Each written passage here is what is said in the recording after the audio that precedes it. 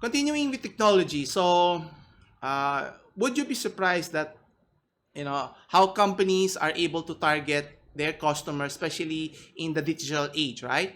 So a digital marketing firm, in this case in Seattle, is revolutionizing how targeting ads by using a software, a proprietary software that they're using that is data driven. Okay, so it used to be when you're trying to market your products or service, you use typical traditional channels, right? Uh, Television, newspaper and print, radios, billboards, and all of those stuff, right? And obviously, the goal here is to capture the customer's attention, to engage them, and to be able to sell a product and service immediately. Now, obviously, the immediate part is not so evident because once you see the advertisement, whether whatever means or traditional means, it takes time before that person realizes, do I really want to buy that item? Can I buy it right now? And so forth. Well, guess what? The company here, Seattle Digital Marketing, is a data-driven or data-first marketing agency that is based in Bellevue, Washington, Seattle, and has found a way to develop a revolutionary way for brands and businesses to track and target consumers and turn them into customers. So one would wonder, how are they able to do that? So let's dig deeper. Okay.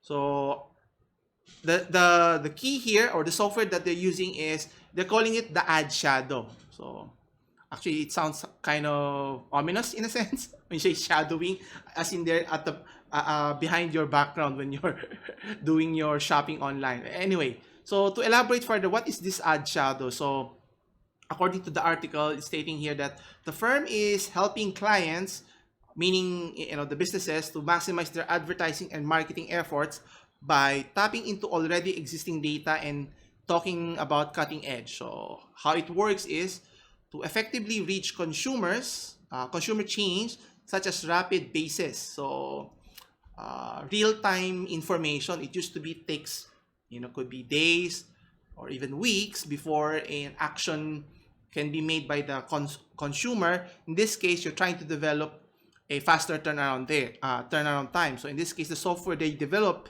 is finding people who are already interested on a particular product or service.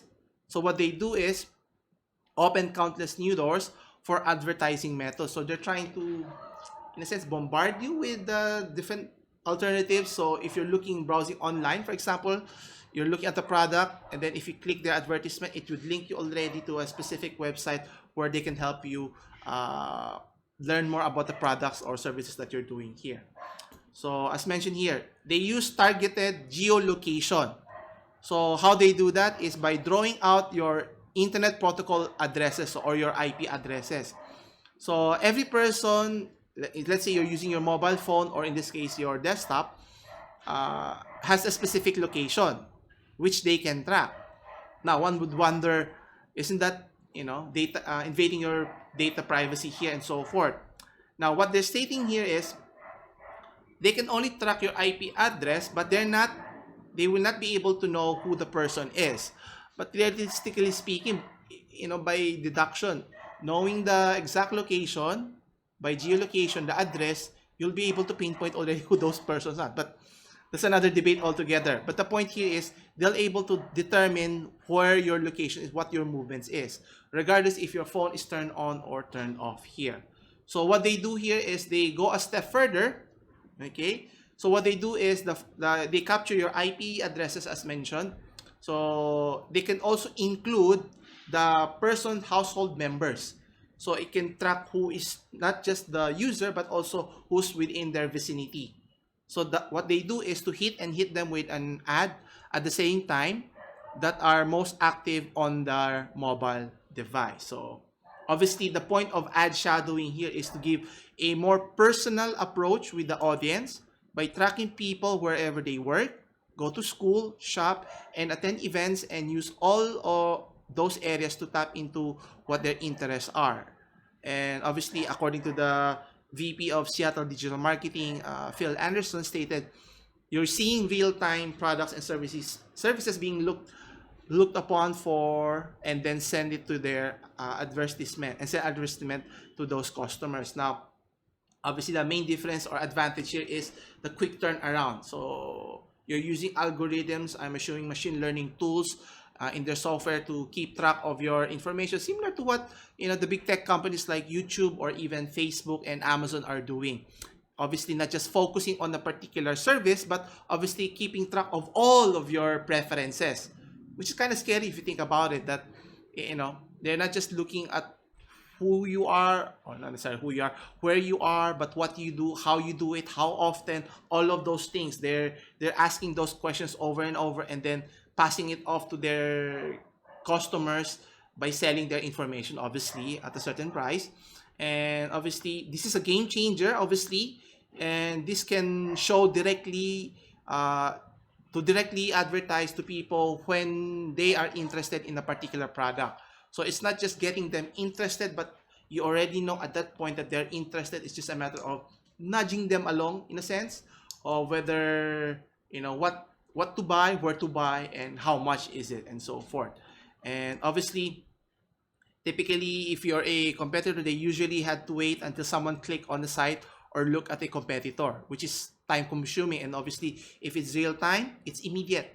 So instead of waiting days or even weeks or months, you can see a result immediately here. And obviously, as mentioned here, it can serve as a sort of a interest tracking system, which is, when you mentioned the word tracking, which is, how do I say it?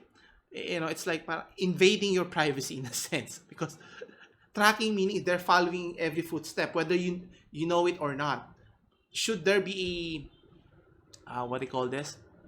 Should there be a limitation? It's just like, the government cannot just pick through our personal information unless the court allows it to. But in this case, with technology, with just a user agreement with what we just discussed with GameStop, they can just keep track of all your informations in perpetuity, can continuity.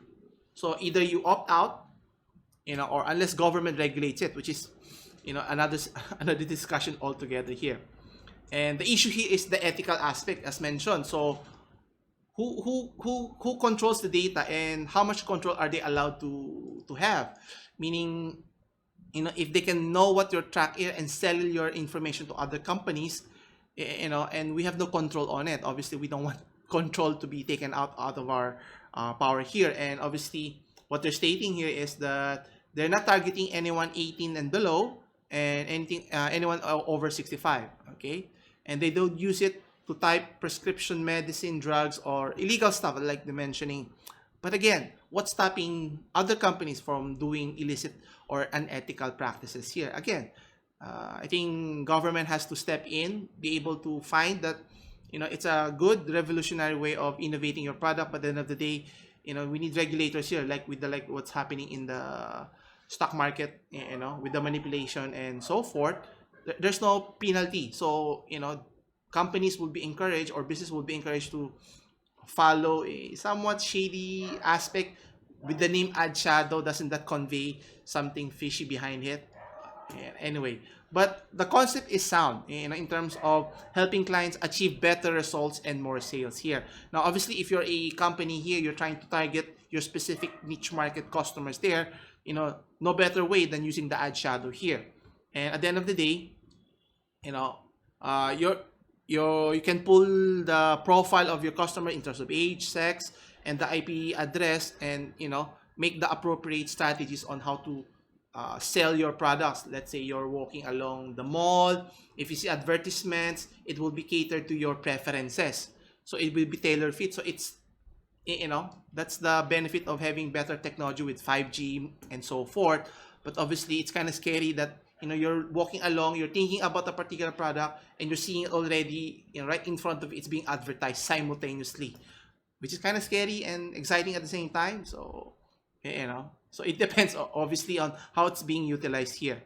And based on their data that they mentioned, there were tremendous success with online purchasing by increasing as much as 38% here. So you can just imagine, the temptation of other companies to take advantage of these services, and how much more can they capitalize on this. So what they did here is they started testing the software last year, and they ran testing using a local Thai restaurant. So using all the IP addresses that had launched in the past 60 days or 2 months, and then they sent a targeted ad from a competitor to all of those consumers, giving 10% discount for takeout orders. Guess what happened here? Their sales went up by as much as 28%, almost 30% within just 24 hours of implementation. So obviously, quick turnaround in terms of getting the information and providing, the advertisement necessary to, get your customers to, call to action, so to speak, right? And that's a key part in their strategy here. So it's not just about, advertising in a sense here, but providing a something tangible that, you're encouraged to, if you provide them a value in terms of products or services, and you ask them, why not purchase it here? It's readily available, you can see it, you can use it right away, something like that. And it's one of the most effective, if there's an offer attached to it, which is, I think, many companies, advertising companies, are doing right now, compared to a generic, advertisement of a particular business here. And what does this mean for future businesses, or in terms of advertising? It's going to continue to innovate. If companies don't innovate, established businesses will be lagging behind, will be left behind.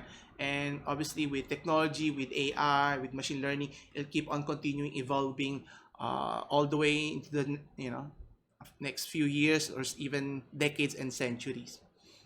And obviously here, broadening awareness for business, there are two key parts they mentioned here, that you need to create a brand first, then you create the advertising side.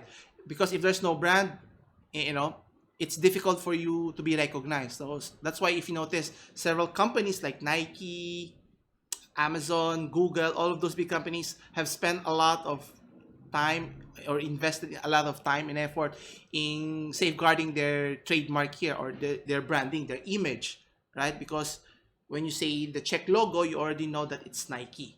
And then if you see the Apple logo, you know already that it's the Apple company we're talking about here. So once you have that, the brand, then the company here launches, what do you call this? They launch the advertising side later on, after 90 days. So, and you can see dramatic results based on their article here. Anyway, so the question here is, will more companies adopt this technology? Will other companies be able to develop this so-called ad shadow technology or concept here? And you can get immediate result here. And I think that's, something exciting in a sense, and somewhat concerning here always. But the key here is, at the end of the day, like the company Seattle Digital Marketing, is innovation is the key to their success. And, hopefully other companies would see that as a means to, not just to stay in the industry, but gain that competitive advantage and be successful in the long run here.